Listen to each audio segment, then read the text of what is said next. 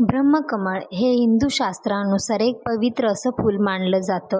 ब्रह्मदेवाच्या नावावरून हे नाव ठेवण्यात आलं आहे.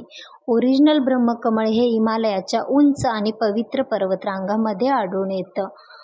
हे ब्रह्मकमळ हे नाव ऐकताच मनाला एक अपूर्व प्रसन्नता आणि शांततेचा अनुभव येतं. हे फूल दुर्मिळ असून भारत, नेपाळ, भूटान, पाकिस्तान आणि दक्षिण-पश्चिम चीनच्या हिमालयीन पर्वतरांगांमध्ये सुमारे 3700 ते 4600 मीटर उंचीवर आढळून येते.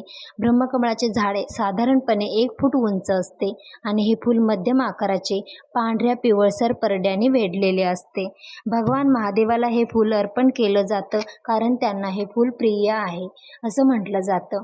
वास्तुशास्त्रानुसार ब्रह्मकमळ ही वनस्पती आनंद, सौभाग्य आणि समृद्धी आकर्षित करते.